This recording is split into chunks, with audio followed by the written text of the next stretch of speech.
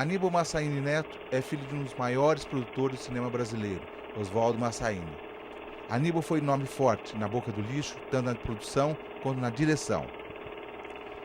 É dele o filme A Superfêmea, com a participação da então desconhecida Vera Fischer. Seu cinema é extremamente popular e tem nele um defensor da indústria cinematográfica brasileira. O filme Independência ou Morte, que Aníbal produziu, até hoje é acusado de ufanismo à ditadura militar, fato que Aníbal desmente categoricamente.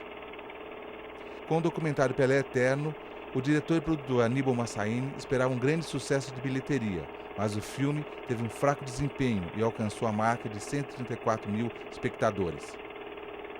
É um dos assuntos que o nosso convidado discute hoje em Sala de Cinema. Aníbal Massaíni, muito obrigado pela sua presença aqui na nossa sala de cinema e também aos nossos convidados, Flávio Brito, professor do SENAC e da FAAP, Éder Mazini, secretário executivo do ECine, e o jornalista Matheus Trunck. Aníbal, conhecer todas as fases de produção do cinema, os estágios, facilita o seu trabalho final como produtor? Facilita enormemente, até porque eu gosto, é um estilo também pessoal, não é? Uma forma de desenvolver a atividade, assim, de uma maneira muito próxima. Meu pai, por exemplo, não gostava muito de ir ao set de filmagem, produziu intensamente, produziu mais do que eu, mas ele achava que a presença dele no set, às vezes, era desestabilizadora. As coisas ficavam mais lentas, as pessoas, enfim, fazendo as pessoas, às vezes, valorizando muito a presença dele ali no set. E eu, ao contrário, eu gosto de produzir do set de filmagem. E então, vivo, em alguns momentos, eu acho que isso, às vezes, traz soluções que podem contribuir enormemente para um filme. Você, mesmo por melhor que seja a planificação da realização de um filme, sempre surgem momentos delicados em que alguém tem que assumir uma atitude, seja para preservar a qualidade do filme, seja, às vezes, para mantê-lo dentro da sua provisão e previsão de orçamentária, enfim. É uma maneira que eu entendi que deveria exercer a minha atividade, é assim que eu gosto e sinto bem. Às vezes também traz alguns problemas, porque às vezes você está muito exposto também. Que tipo de problema, por exemplo? Porque uma filmagem nunca é uma coisa muito tranquila, não é? Ela mexe muito com o emocional das pessoas, daqueles que estão envolvidos diretamente, por exemplo, atores, diretores. E às vezes uma decisão dessa tomada ali na frente de outras pessoas pode desagradar algum deles. E vamos dizer que o questionamento é direto e às vezes num momento inoportuno, não é? Onde às vezes as pessoas estão um pouco mais exaltadas. Enfim, traz também alguns problemas, mas eu acho que... Rola um clima. Mas eu acho que traz também melhores soluções e mesmo que tenha que enfrentar algumas dificuldades assim, é assim que eu prefiro. A gente está falando de produção para cá, produção para lá, mas vamos dizer, o que é uma produção de cinema? O que faz um produtor como você? Bom, qual que é o trabalho? O produtor, ele idealiza o projeto a ser desenvolvido, ele escolhe os profissionais que deles vão participar. Às vezes, o diretor está no nascedouro desse projeto, ele é compartilhado, ele é concebido conjuntamente, às vezes não. O diretor também vem a ser um profissional escolhido ao longo do desenvolvimento do projeto e vai até não só a realização do filme, não a sua conclusão, mas eu acho que o produtor segue também a própria comercialização do filme. Em qual estágio você se sente assim mais próximo? Na parte artística da criação, ou seja, da escolha do diretor, etc., ou na parte comercial? A parte criativa é muito mais interessante sempre, não é? Porque ali é que você exercita os seus conceitos, a sua inventividade, a possibilidade de materialização daquele sonho. Mas a outra, embora não seja tão prazerosa, ela tem que ser exercida com a mesma dedicação. Por prazer, o lado criativo. Qual lado que você acha que se sai melhor? Bem, é difícil, não é, estabelecer um conceito próprio em questões que estão relacionadas com a criatividade. Porque, como é um tipo de criatividade que não tem muito regras próprias, a gente até pode colocar que cada cabeça uma sentença. Então é lógico que eu entendo que o que eu faço nessa etapa é a coisa mais adequada, mais pertinente, é a maneira mais correta de conduzir um projeto. Mas pode também não ser visto da mesma forma pelos outros. O outro lado é um lado mais palpável, ele tem melhores condições de ser aferido, porque ele se traduz no resultado, ele é positivo ou ele é negativo, enfim, é mais concreto. O outro é mais subjetivo. Existem trabalhos seus que você pode avaliar que você não foi bem na parte comercial? Existem. O último, por exemplo, Pelé Eterno. Era um filme que todos nós tínhamos previsões de que o filme seria um sucesso estrondoso, porque o filme já tinha sido visto por muitas pessoas, porque se tratava de um ídolo mundialmente consagrado, porque, enfim, por tudo. E o filme, nas salas, ficou muito aquém do que a gente esperava. No home video, ele se constituiu num grande recordista. Mas eu posso dizer que fui voto vencido nesse momento do lançamento do filme. Eu não desejava que o filme estreasse naquele momento, com uma concorrência absolutamente desnecessária dos maiores blockbusters americanos, como Harry Potter, Batman, Shrek, todos lançados numa mesma época. E eu entendia que Pelé Eterno não devia entrar nessa fogueira. Ele podia perfeitamente ser lançado no mês de agosto. Quem sabe até no final do mês de julho está sendo exibido em sessões noturnas, já que esses filmes atendem muito uma programação diurna. Pelé Eterno is the most comprehensive account of the life and career of the greatest soccer player of all time. Pelé is the Star King, revered by nobles and commoners alike, by kings and queens. And look forward to a visit to London this week from the incomparable Pelé. Mas a verdade é que a comédia erótica, primeiro, a comédia erótica, que é muito roubada dos italianos, na verdade, né? Foi um modo muito interessante de concorrência, né? Que o cinema brasileiro teve naquele momento no segmento do cinema popular. Né? E que se desenvolveu e que teve um público muito grande, efetivamente. É isso mesmo, a comédia erótica surge para ganhar um público popular? Sim. É uma virada do cinema brasileiro para ir atrás desse público, da grande sim. plateia? Fico muito contente com a feliz observação do Inácio e posso dizer até que um dos primeiros filmes nessa linha ser produzido foi produzido por mim e pelo Pedro Rovai e chamava-se Lua de Mel e Amendoim. Era um filme em 2 episódios, um realizado no Rio de Janeiro e outro em São Paulo. E os outdoors, os cartazes do filme na época, levavam assim uma legenda que dizia: o luxo das comédias americanas, a malícia das comédias italianas e o humor bem brasileiro em Lua de Mel e Amendoim. Agora, o dado erótico do cinema, isso daí é a contribuição brasileira ou você acha que vem dessas outras produções? Vem, por exemplo, do cinema italiano? No cinema italiano era mais comedido, na verdade, não é? Mas eu tenho a impressão de que eles não enfrentavam os problemas que nós enfrentávamos aqui. Ou seja, nós tínhamos uma censura muito rigorosa. E essa censura, às vezes, ela estava muito próxima de tolher as ideias, não é?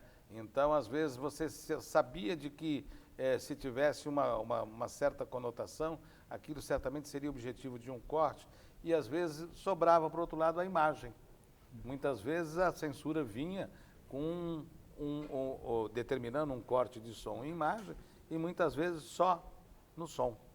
Então, é também um momento de saber ter aí uma habilidade de poder enfrentar um poder que se estabelecia na época e que era um algoz determinante com relação ao que podia, o que deveria ou não ser exibido.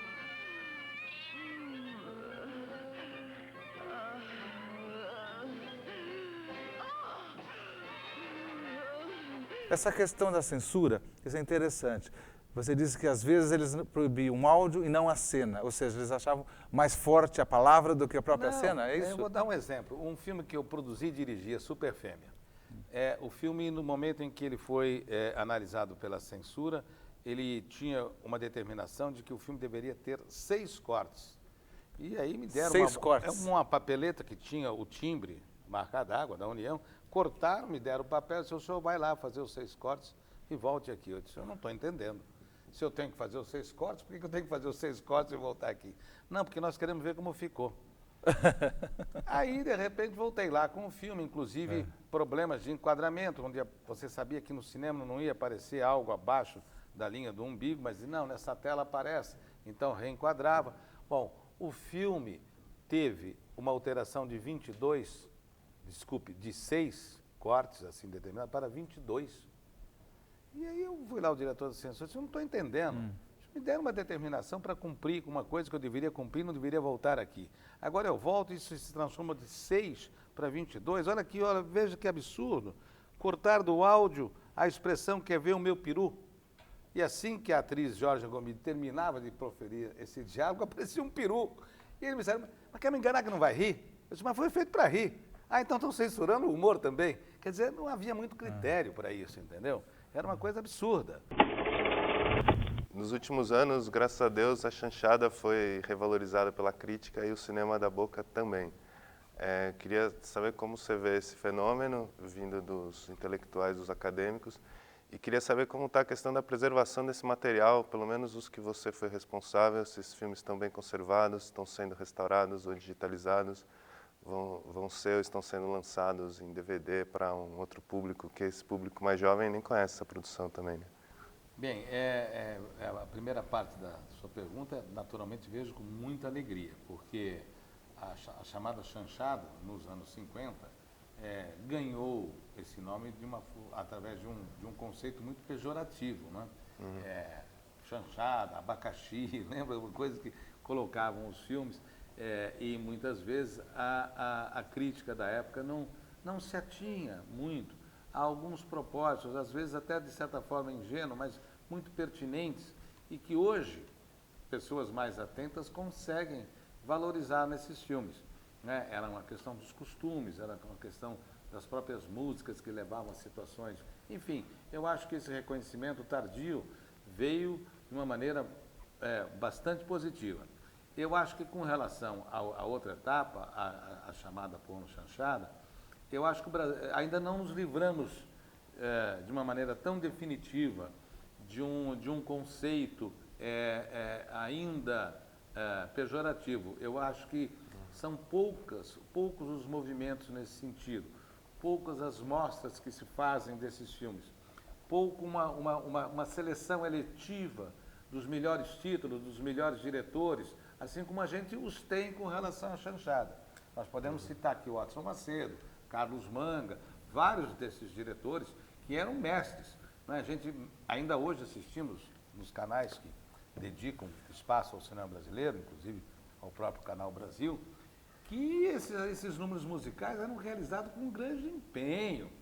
Existem alguns deles que estão em comédias um pouco mais sofisticadas. Me lembro de um filme que nós produzimos, Uma Certa Lucrécia, que tinha um número da Dercy Gonçalves que se passava em Veneza, com as gôndolas dentro do estúdio da Vera Cruz, com piscina. E um número musical varria 4, 5, 6 cenários imensos. Coisas difíceis de realizar ainda nos dias de hoje. Então, felizmente, esse lado dessa época, eu acho que ele está resgatado. Eu fico feliz porque o outro lado está se resgatando, mas ainda não teve esse reconhecimento. Eu gostaria muito que isso acontecesse. Ou seja, que de uma quase, sei lá, 1000 títulos realizados nessas décadas, que fossem eleitos os 10 melhores, os melhores atores, os melhores diretores, ou seja, que houvesse uma distinção entre o bom, o regular e o ruim. Eu acho que isso não se estabeleceu, ele é feito de uma forma assim, aceitamos esse movimento, mas ele não está ainda reconhecido. E com relação à preservação, os nossos filmes nós temos tido muito cuidado com isso. Eles estão em bom estado de preservação, evidentemente que podem melhorar muito, mas eles estão todos aí sendo exibidos no Canal Brasil, são mais de 80 filmes, temos 2 ou 3 com casos mais graves de preservação, mas esses eu acho que já sem muitas perspectivas de resgate. São filmes razoáveis, eu acho que todos os filmes mereceriam estarem perpetuados, até porque esses conceitos são mutáveis, na verdade. Nós todos passamos pela vida e, às vezes, isso é reconhecido com relação à carreira de algum ator, de algum diretor, como uma peça importante dessa trajetória. E que era o lançamento de um produto que era o anticoncepcional masculino e que a agência resolvia criar como mote do lançamento da campanha uma figura de uma superfêmea. Então, daí a Vera Fischer.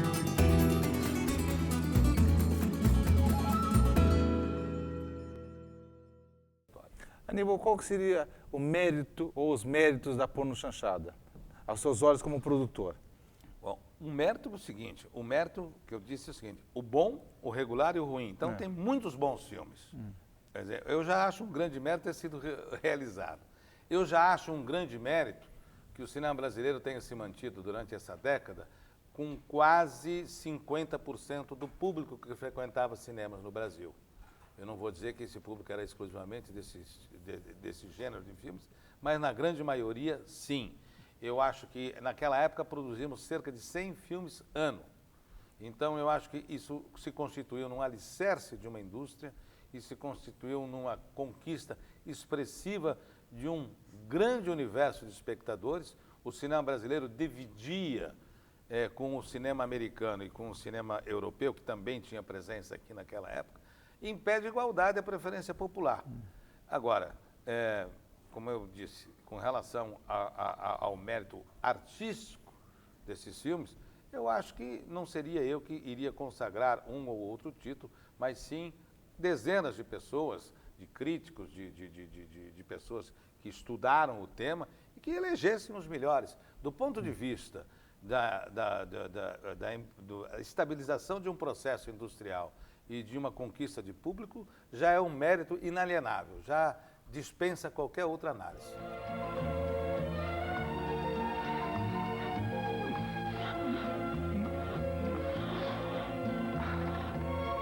Como produção era interessante porque ela se bancava pelos próprios recursos, ou seja, o ticket da bilheteria que financiava a produção, numa época que não havia não havia um lei de incentivo, né, de isenção fiscal, né? Existiam alguns mecanismos que começavam um pouco timidamente. Por exemplo, o papel da Embrafilme.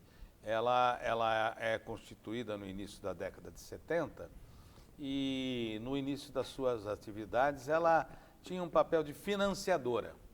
Ela tinha uma verba, digamos, de 200 mil, não me lembro a moeda da época, que era uma quantia igual para todos os filmes. O produtor assinava o contrato desse financiamento e iria pagá-lo em 36 vencimentos mensais. Eram 2 anos de prazo, mais um de carência.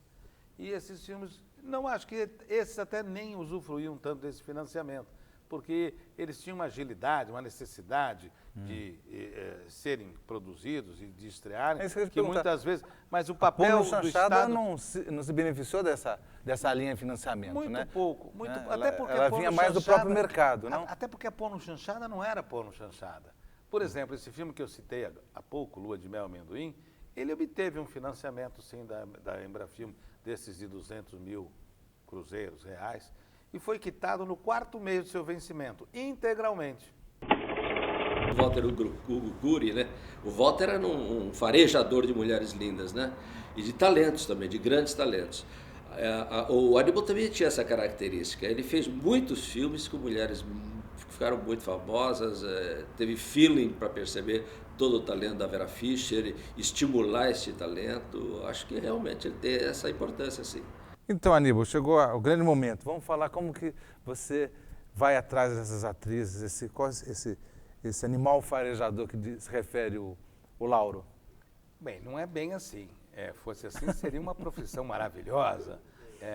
Isso é um momento de grande felicidade. Muito pequeno, né? Quando acontece de ter um filme com essas características.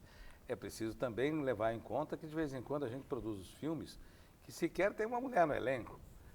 Cito aí, tinha Darlene Glória, Vera Giménez em pequenos papéis, mas O Marginal, filme dirigido pelo Carlos Manga, produzido pelo meu pai, era um filme que se desenvolvia basicamente dentro de um presídio masculino.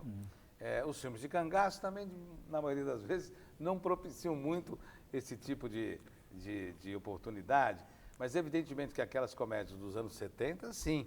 Não é? E evidentemente que muitas vezes havia o desejo pela novidade, pessoas que se tornavam conhecidas através de outros meios e que de repente faziam um filme e as pessoas queriam ao cinema para ver aquela pessoa.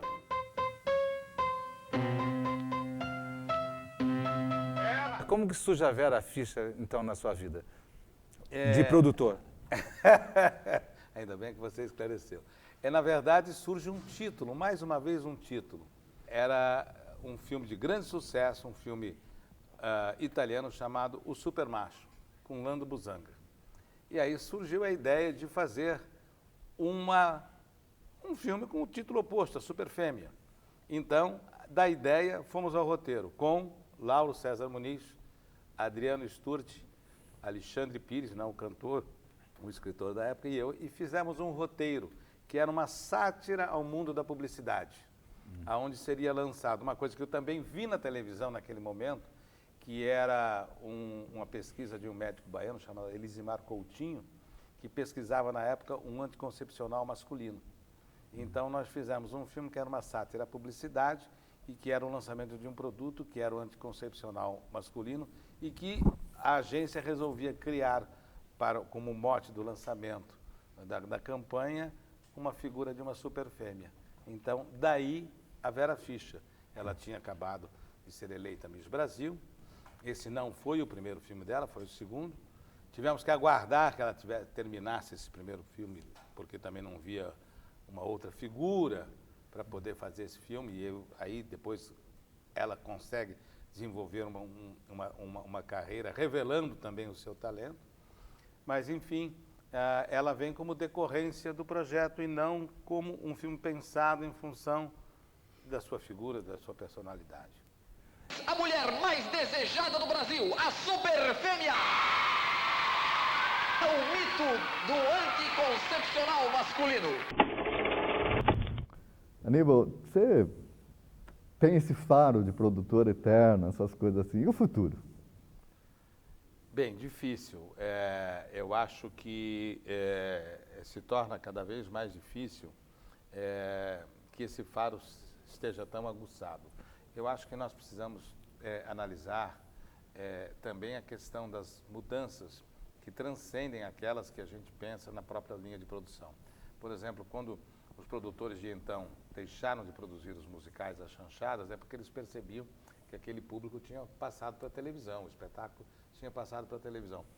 Hoje o Brasil é um país de características bastante distintas. Nós temos cinemas apenas nas regiões mais sofisticadas, por um preço de ingresso bastante elevado, não é? E frequentado por pessoas de uma faixa etária, limite entre, sei lá, até 30 e poucos anos. É raro, são num percentual muito menor as pessoas de mais idade que vão ao cinema. Então, o panorama que nós temos hoje é esse. São cinemas estabelecidos nessas regiões com um preço de ingresso muito caro para esse tipo de faixa etária. Então, tem que se pensar um pouco nisso. Agora, o que é que acontecerá no futuro? De que maneira isso terá uma mudança no Brasil? Teremos, quem sabe, a implantação de cinemas mais populares em regiões periféricas das cidades, em cidades do interior, a um preço de ingresso menor? Quer dizer, isso muda. Mudando o público, muda a orientação, né? O próprio critério. Então, e nós estamos muito próximos de mudanças vertiginosas no campo da exibição. Quer dizer, como se antecipar a isso tudo? Eu acho que nós devemos estar acompanhando muito de perto, mas prognosticar isso tudo, quando teremos essas mudanças... Que tipo de mudança na área da exibição? Bom, certamente a projeção deixará de ser física, né? Do digital para frente, do sinal, ou seja, a questão da película desaparecerá. Vai levar um certo tempo para a questão dos custos, que seriam de implantação dos novos sistemas. Mas você vai transmitir um sinal e o filme vai estar sendo exibido em centenas ou milhares de cinemas que estarão usufruindo daquele sinal no lançamento desses filmes.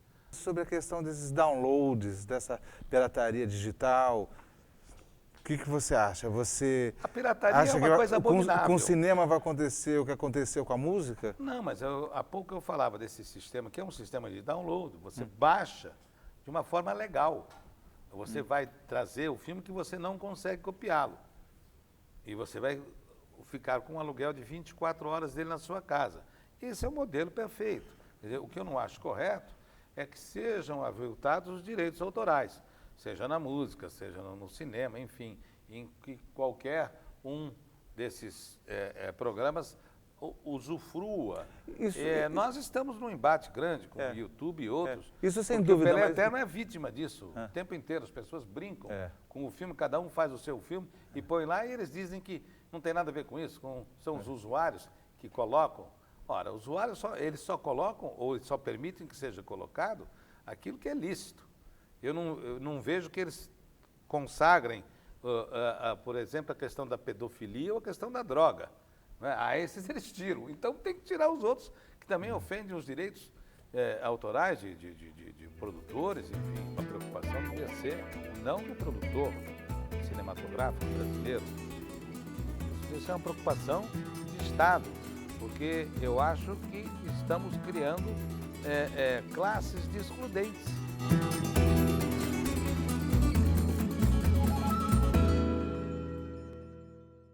Você se referiu a um determinado momento do cinema brasileiro, especificamente durante a prevalência da pornochanchada, que 50% do cinema era ocupado por produções brasileiras, tinha esse público, e o restante pelos estrangeiros, europeus e americanos. Isso se devia ao quê? A temática, ao humor, à nudez, às belas atrizes, ao quê?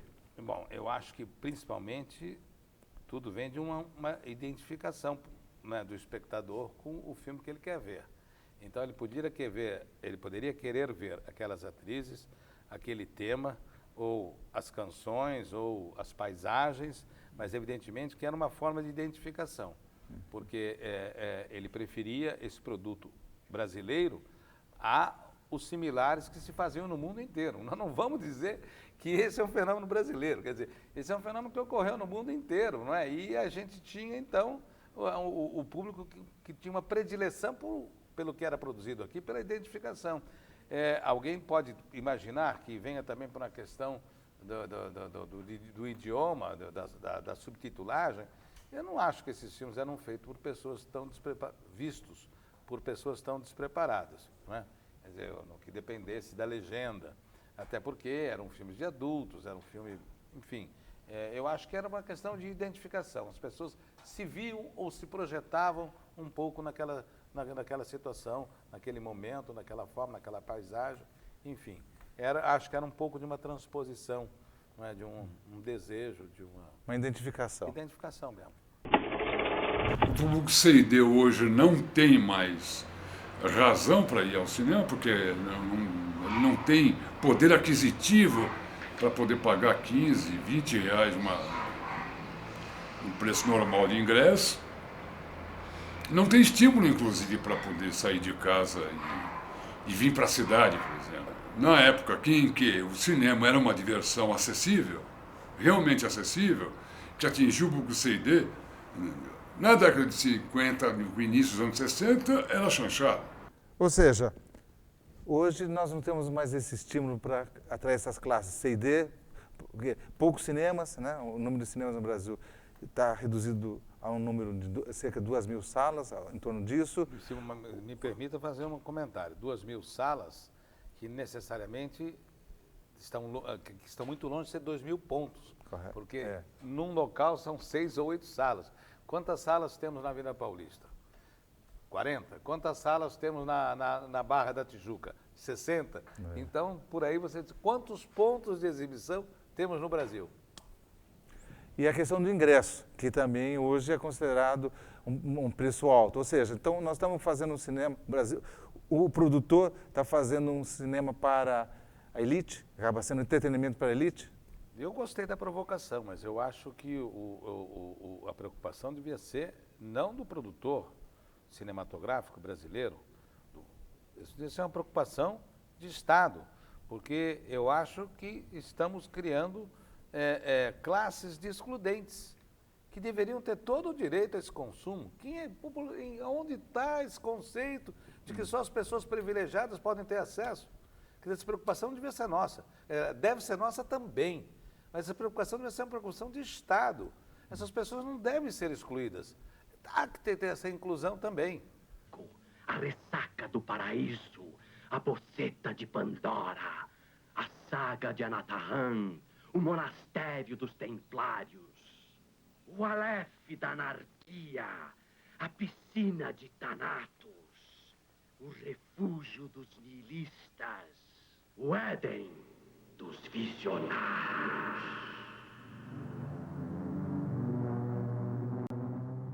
Nos anos 80, você se aproxima de diretores como Carlão Reichenbach, do Walter Cury. Por que se deu essa movimentação sua? E o Walter, visto como um cineasta difícil, né, um grande cineasta, mas de um cinema mais introspectivo, difícil, não de grandes plateias, e o Carlão a mesma coisa. Talvez porque eu sempre tivesse o desejo de fazer os melhores filmes. Não é? Então, os meus primeiros filmes, por exemplo, a minha primeira produção, Curisco Diabo Louro, é um filme sobre o Curisco, uma das figuras mais conhecidas do cangaço. Contei com a presença da própria Dadá aqui, que nos assessorou na produção. Quando veio esse filme da chamada linha erótica, também procurava fazer os filmes que tivessem um diferencial, e trouxe vários diretores que começaram suas carreiras conosco e que se notabilizaram. Cito aí o Silvio de Abreu. E, mais ou menos na mesma linha de raciocínio, quando meu pai e outros produtores constatavam que esse tipo de cinema deixava de ser uma predileção do grande público, havia que se buscar novos caminhos. Então, mais ou menos é uma trajetória semelhante. Na maioria dos casos, esses filmes também ficaram um pouco com a minha cara, entendeu? Quer dizer, era um pouco de uma parceria que se estabelecia. Não era uma coisa assim, dizer assim, não, vamos só propiciar as condições ou melhores condições para que esses diretores façam os seus melhores filmes. Queria participar disso também. Não é? Com o Walter foi um pouco assim. Por exemplo, eu dizia para ele, Walter, mas por que você, que é uma pessoa tão bem-humorada no convívio social, não faz um filme com essas características? E ele? Não, mas você está louco pensando em fazer uma comédia? Eu disse assim, por que só as mulheres têm que ser bonitas nos seus filmes? Por que não fazemos um filme com Tarcísio Meira? E você, no caso dele, você participava da seleção das atrizes também? Porque, como disse o Lauro, o elenco feminino dele era the best. Sim, discutíamos tudo. Inclusive, era de uma integração. O Walter gostava muito de operar a câmera. E em alguns filmes dele, em algumas cenas, eu disse, então eu vou fazer a segunda unidade. E eu operava a segunda câmera. Quer dizer, tinha uma coisa assim. Você se lembra o próprio Éder montou um filme muito importante nosso. É um filme que andou no mundo inteiro. Qual? O Amor Estranho Amor. Então, havia lá uma sequência que o Walter andou discutindo com o Éder ficou um pouco assim, eu disse para o Walter, pode deixar que eu vou montar. Segunda-feira eu apresento ela para você, se você não gostar, você diz, mas não vamos ficar discutindo antes. E editei lá uma sequência e acabou a discussão. Aníbal, dos filmes que você fez com o Walter, e foram inúmeros, vamos falar, por exemplo, do Forever. Sim. Aquele elenco, Bengazarra, Grimaldi, como que você constitui esse elenco e o que vocês miravam? Na verdade, ele surge de uma decorrência de uma coprodução que os italianos queriam fazer no Brasil com a direção do Walter Cury. Nós tínhamos vindo de um filme de grande sucesso, que era o Eu, filme de mais de 1,5 milhão de espectadores na época. Talvez tenha ficado atrás só dos filmes de Trapalhões, acima de todos os demais filmes brasileiros. E eles Isso foi 87, por aí. Me pediram para liberar o Walter para participar desse filme com os italianos e tal. E eu disse, olha, não há problema, uma coisa que o atrai, uma coisa que acrescenta a sua carreira, vá lá, depois nós fazemos o nosso filme. Bom, aconteceu que a coisa não andou bem. Não conseguiram ajustar o roteiro do filme, o produtor brasileiro também não se entendeu bem com os produtores italianos. E às vezes os italianos vieram nos procurar e dizer assim, qual era aquele filme que você ia fazer com o Walter Cury? Mas tem que ter o Bengazarra, porque o Bengazarra já está contratado para o filme. Eu falei, isso não será problema, porque o Marcelo do Cury, que certamente é o Ben Gazzara. É o Ben Gazzara. Sempre foi o Ben Gazzara. Então, já tinha o Ben Gazzara, e aí eles propuseram de trazer também a Corinne Cléry, a Eva Grimaldi, a Joy Scola, do lado brasileiro participou a Vera Fischer, Cécile Diré, John Herbert, enfim, Ana Paula Arósio, estreando no cinema, não é? Uhum. Então, quem escolheu a Ana Paula? Foi você ou o Walter? Foi o Walter, não é? Foi o Walter. Walter tinha uma coisa assim, não é? Tinha um olho, né?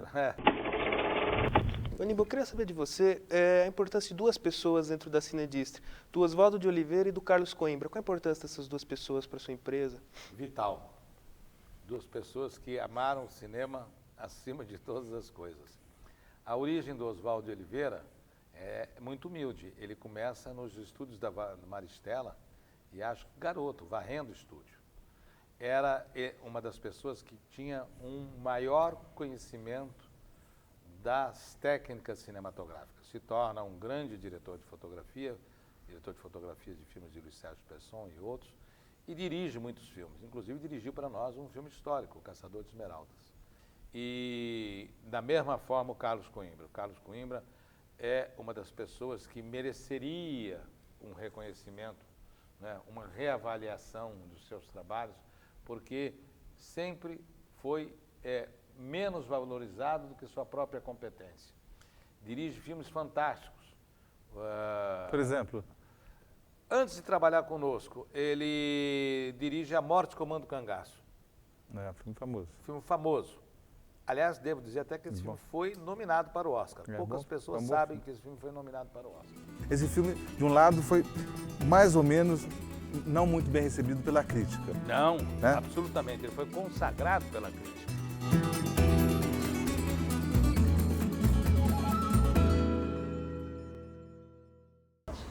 Independência ou Morte é um grande épico do cinema brasileiro até hoje, no 7 de setembro ou em qualquer data nacional, o filme é exibido. É uma grande produção do Oswaldo Massaini e o Aníbal era o produtor executivo do filme. Os grandes equívocos do cinema brasileiro. Dizer que o Independência ou Morte tinha sido patrocinado pelo governo da ditadura, pelo Médici. Não é verdade. 72 era o período auge da ditadura militar. Sim. Né? Os porões cheios de presos políticos, né, vivos ou mortos. E o que isso tem a ver com o filme? Mas isso, nesse momento você faz esse filme. Em que situação que você encara essa crítica? Mas eu acho isso um absurdo. O filme, ele comovia as pessoas. O filme era aplaudido em todas as sessões normais, de público pagante, esse, de classe C, D, e A e B. Aplaudiam um filme em 3 ou 4 momentos, invariavelmente no cinema, nas sessões populares. Aplaudiam na sessão, no momento do Grito da Independência. Aplaudiam uma cena que a Kate Hansen dizia para o Tarcísio, a Leopoldina dizia para Dom Pedro: bate na mãe dos teus filhos, bate na Imperatriz do Brasil. Vinha abaixo do cinema e quando terminava o filme, começavam os créditos, as pessoas todas comovidas. Ora, um filme feito para sua comemoração. É a mesma comparação que faz com os jogadores de 70 que ganharam uma Copa do Mundo. Qual é o jogador que vai para a Copa do Mundo para perder uma Copa? E o que é que tem a ver o regime que o país está vivendo com o seu desejo de ser um vencedor? E o filme não foi feito, não tem um traço de encomenda de governo. O governo foi tomar conhecimento do filme quando o filme foi para Brasília, para ter a censura. O ministro Jarbas Passarinho viu umas fotos 30x40 que eu mostrei para ele, numa reunião que nós tivemos para falar de política de cinema brasileiro, onde estava o Roberto Farias, o Luiz Carlos Barreto, o Zelito Viana, Nelson Pereira dos Santos. Quando acabou a reunião, eu disse: ministro, gostaria de lhe mostrar essas fotos. Ele falou: o que é isso? Mas está feito? Eu falei: quase pronto. Independência ou morte! Independência ou morte! E é um bom filme, Aníbal, olhando hoje? Sou suspeitíssimo mas olhando ele hoje... É bom, não, ele é excelente. Ele é excelente. Hoje mesmo, preciso me lembrar quem foi que elogiou muito o filme, falando de uma forma comovida. O filme, enfim, eu deixo... É muito difícil a gente... Posso até contar uma história. A realização desse filme nasceu de uma ideia minha. Ouvindo um rádio de manhã, saindo de casa, alguém comentava uma notícia que queria ter uma grande comemoração do centenário no ano seguinte. Eu disse, meu pai, vamos fazer o filme. Isso não se faz. Eu falei, não, se faz sim. Não se faz, queria dizer com dignamente. Eu falei, não, se faz. Tenta levantar para Pelé, escorregou na hora para no peito, domina, e o espetacular Você vai fazer o Pelé Eterno. Daí, como produtor, como diretor e trabalhando com Pelé.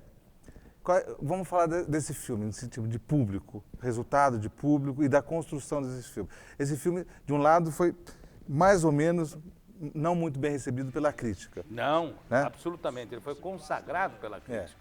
Eu sou grato a essa realização. Não é no Brasil, é no mundo. Porque agora, como existe a questão dos making-offs, os espectadores nos identificam. As pessoas vêm falar comigo de uma forma muito comovida, mulheres principalmente, que relutam muito em ir ao cinema para assistir um filme de futebol. Elas competem com o futebol, porque o marido está sempre em casa ligando o rádio para ouvir futebol, está vendo a resenha no domingo à noite, enfim. Quando começam a ver o filme, assistem até o final e invariavelmente chegam as lágrimas quando o Pelé assiste lá uma demonstração de gratidão dos seus ex-companheiros e os filhos dele veem ele chegar às lágrimas e um deles diz, o menino, diz, não chora pai, a menina, aliás. E eu vi essa cena ser aplaudida em muitos lugares do mundo. Pelé! Que coisa linda! Que lance bonito! Que página de rara beleza! Enfeitando este espetáculo e a própria galeria das coisas mais bonitas do futebol! Nós sofremos muito por não existir uma cultura da produção no Brasil, né? O produtor, ele acaba sendo uma figura mais ou menos fraca, na medida em que ele não tem uma concepção de cinema mais sofisticada a oferecer, entendeu? Sofisticada que não quer dizer, ele não pensa naquilo, não quer dizer que tenha sido de um cinema sofisticado. Ele não é alguém que pensa na sua atividade, né? Então isso é muito complicado no cinema em geral, né? Você ter um bom produtor, você trabalhar com um bom produtor é uma coisa muito interessante. Bem, eu concordo com a linha de raciocínio da importância da figura do produtor. E não concordo que não existam muitos, ou pelo menos vários, bons produtores no Brasil. Isso não é difícil nominá-los. Então, eu acho que é importante essa figura. Não concordo com o que ele diz, que os produtores, às vezes, não têm uma visão adequada dos filmes, não têm, segundo ele disse, um grau de sofisticação de cultura cinematográfica. Eu acho que não existe atividade. Não é só na atividade cinematográfica, não existe mais espaço para as pessoas que não têm capacitação profissional exercerem qualquer papel por muito tempo. Aníbal, eu tenho visto uma certa, vamos dizer, internacionalização do cinema brasileiro em termos de produção, né, local e exibição exterior. Como você vê esse cenário? É um dos caminhos para você conseguir viabilizar os novos filmes? Eu acho que sim, mas eu, infelizmente, também não partilho do mesmo raciocínio. Acho que são poucas as coproduções realizadas no Brasil. Algumas delas ainda, recentemente, não trouxeram os resultados desejados. Essas coproduções nem sempre abrem novos mercados. E eu acho que o cinema brasileiro tem tido uma participação internacional mais expressiva a nível de festivais, e bote expressivo nisso. Muitos prêmios de grande importância têm sido obtidos pelos filmes brasileiros, mas não vejo o cinema brasileiro muito participante da distribuição em outros países. A questão da coprodução é uma questão muito delicada, mesmo quando nós fizemos algumas coproduções com a Itália, nem sempre os propósitos eram os mesmos, as expectativas com relação aos filmes, não é? Recentemente nós tivemos aqui alguns exemplos de uma coprodução feita com a China, que também não resultou num filme interessante. Me parece até que depois do filme pronto foram reeditar o filme. É difícil realmente estabelecer essa convergência de propósitos numa coprodução. Eu vejo com muito bons olhos. Tomara que tivesse muito mais coproduções, mas acho que elas são esporádicas e elas não estão muito afinadas em propósitos, expectativas que têm os países produtores. Você é otimista ou cético em relação ao modo de produção do cinema brasileiro? Não, eu acho que tem que ser otimista. O Brasil é um país que produz muito bem o audiovisual, não é? E não podemos nos restringir ao cinema. Devemos identificar o cinema, a publicidade, a produção audiovisual televisiva. Eu acho que no Brasil se produz muito bem, nos melhores